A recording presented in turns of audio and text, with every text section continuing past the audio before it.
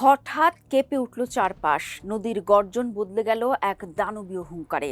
শান্ত পাহাড়ি নদীটা মুহূর্তেই যেন রক্তচক্ষু তুলল। মাত্র আধা ঘন্টায় ৩০ ফুট লাফিয়ে বাড়ল পানির স্তর। বাড়িঘর, সেতু, কালভার্ট সবকিছু মুছে গেল চোখের পলকে। চিরসবুজ পাহাড় নিমেষে রূপ নিল পলি আর বাদামি ধ্বংসস্তূপে। তিব্বত সীমান্তবর্তী নেপালের পাহাড়ি জেলা রসুয়ায় যখন এই মহাপ্রলয় নেমে আসে, তখন মানুষের আর কিছুই করার ছিল না। প্রকৃতির এই রুদ্ররূপের সামনে মানুষ যে কতটা নিরুপায়, কতটা অসহায়, আরেকটিবার বিশ্বতা দেখল চোখের সামনে। শত শত মানুষ নিখোঁজ, নিমিষেই থেমে গেল কত শত পর্যটকের জীবনযাত্রা। কিন্তু ঠিক কি ঘটেছিল মেঘের কোল ঘেঁষা ৫,২০০ মিটার উঁচুতে? কিভাবে এত বড় তাণ্ডব নেমে এলো চোখের পলকে? দর্শক, ঘটনার সূত্রপাত নেপাল ও চীনের তিব্বত সীমান্তের সেই হিম শীতল উচ্চতায়। রসুয়া জেলার প্রকৃতির কোল জুড়ে থাকা এক পাহাড়ি জনপদ, যেখানে ৫০,০০০ মানুষের বসতি আর নদীর প্রবল স্রোতকে কাজে লাগানো একাধিক জলবিদ্যুৎ প্রকল্প রয়েছে। সেদিন সকালটার ১০টা দিনের মতোই শুরু হয়েছিল, কিন্তু সকাল ৮টা ৩৭ তিব্বতীয় ভূখণ্ডে আঘাত আনে ৪.৪ মাত্রার এক ভূমিকম্প। ইউএসজিএস এর তথ্য মতে গোসাইকুণ্ডের ৪৭ কিলোমিটার উত্তরে ছিল এর উৎস। ঠিক এই ভূমিকম্পটি কি কাল হলো, নাকি প্রকৃতির বুকে জমে থাকা বহুদিনের রাগ হঠাৎ বিস্ফোরিত হলো? ভূবিজ্ঞানীদের দেওয়া স্যাটেলাইট চিত্র ও প্রাথমিক গবেষণা বিশ্লেষণ করলে নেপালের এই বিধ্বংসী হরপাবান বা আকস্মিক বন্যার পেছনে মূল কয়েকটি কারণ স্পষ্ট হয়ে ওঠে। আইস রক অ্যাভালান্স বা বরফ পাথরের ধস। মার্কিন স্যাটেলাইট সংস্থা প্ল্যানেট ল্যাবসের ছবি বিশ্লেষণ করে দেখা যায়, সমুদ্রপৃষ্ঠ থেকে প্রায় ৫,২০০ মিটার উঁচুতে একটি হিমবাহের নিম্নাংশ বিশাল আকারের ভেঙে পড়ে। ভেঙে পড়া অংশটি প্রায় ১,২০০ মিটার নিচে উপত্যকায় প্রবল বেগে আছড়ে পড়ে। এই ধসে শুধু বরফ ছিল না, বরফের সঙ্গে নেমে এসেছিল বিপুল পরিমাণ পাথর ও পলিমাটি। একে বিজ্ঞানের ভাষায় বলা হয় আইস রক অ্যাভালান্স। সিকিম বিশ্ববিদ্যালয়ের ভূতত্ত্বের অধ্যাপক বিক্রম গুপ্ত এবং ক্যালিফোর্নিয়ার গবেষক ড্যান সুগারের মতে এই ভয়াবহ তুষার ও পাথর ধসে ছিল দুর্যোগের মূল চাবিকাঠি। নেপাল ও তিব্বত সীমান্তের মধ্যে দিয়ে বয়ে গেছে পাহাড়ি নদী লেহন্দে, যা স্থানীয় ভোটেকোশি নদীর প্রধান শাখা নদী।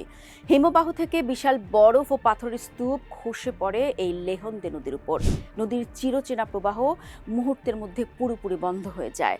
ফলে উজানে দ্রুত জমতে শুরু করে বিপুল পরিমাণ পানি। এটি তৈরি করে এক কৃত্রিম অস্থিতিশীল পানির জলাধার। দর্শক, পানি তার নিজের পথ খোঁজে। ওপরে জমে থাকা হাজার হাজার টন পানির চাপে নদীর ওপর বরফ ও পাথরের তৈরি সে প্রাকৃতিক অবরোধ বেশিক্ষণ টেকেনি। হঠাৎ করেই বিশাল ফাটল ধরে সেই কৃত্রিম বাঁধে, আর বাঁধ ভেঙে উন্মুক্ত হওয়া সেই বিপুল জলরাশি প্রচণ্ড শক্তিতে হুড়মুড় করে নেমে আসে ভাটির দিকে।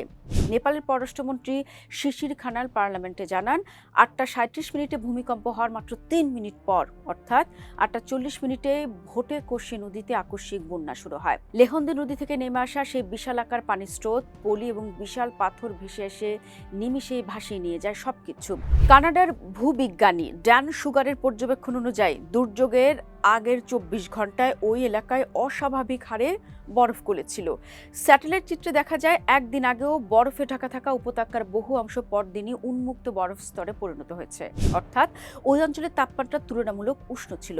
বিজ্ঞানীরা স্পষ্ট জানান, জলবায়ু পরিবর্তনের ফলে হিমালয় অঞ্চলের তাপমাত্রা আশঙ্কাজনকভাবে বাড়ছে। ২০২৩ সালের জাতিসংঘের এক প্রতিবেদনে বলা হয়েছিল, বিগত ৩০ বছরে নেপালের পর্বতের প্রায় ১/৩ বরফ গলে শেষ হয়ে গেছে। আগের দশকের চেয়ে শেষ এক দশক বরফ গলার গতি বেড়েছে ৬৫%। ২০১৯ সালে সায়েন্স অ্যাডভান্সেস সাময়িকীতে প্রকাশিত কলম্বিয়া বিশ্ববিদ্যালয়ের এক গবেষণায় সতর্ক করা হয়েছিল যে ২০০০ সালের পর থেকে হিমালয়ের বরফ গলছে দ্বিগুণ গতিতে। গবেষক জোশুয়া মরার স্পষ্ট জানিয়েছিলেন, হিমালয় জুড়ে অপরিকল্পিত নির্মাণ, বনভূমি ধ্বংস এবং সুড়ঙ্গ খোঁড়ার ফলে বর্ষা মৌসুমে এমন দুর্যোগ আরও বাড়বে। এর সাথে যুক্ত হয়েছে নদীর উজানে অপরিকল্পিত অবকাঠামো নির্মাণ। পাহাড়ি নদীর ভারসাম্য নষ্ট হয়, সামান্য ভূকম্পন বা বরফ ধস মুহূর্তের মধ্যে এক বিরাট ধ্বংসলীলায় রূপ নেয়। হিমবাহের তলদেশ ভেঙে পড়া, নদীর স্বাভাবিক গতিপথ সাময়িকভাবে আটকে যাওয়া এবং পরবর্তীতে ভয়াবহ শক্তিতে তা ফেটে বেরিয়ে আসা, সব মিলিয়ে মুহূর্তের মধ্যে নেমে এসেছিল নেপালের এই স্মরণকালের ভয়াবহ আকস্মিক বন্যা। প্রকৃতির উপর মানুষের ক্রমাগত আঘাত এবং জলবায়ু পরিবর্তনের প্রভাব যে পাহাড়ি অঞ্চলগুলোকে কতটা সংবেদনশীল ও ঝুঁকিপূর্ণ করে তুলেছে, এই দুর্যোগ যেন ফের সে নির্মম সত্যকেই আঙুল দিয়ে দেখিয়ে দিল।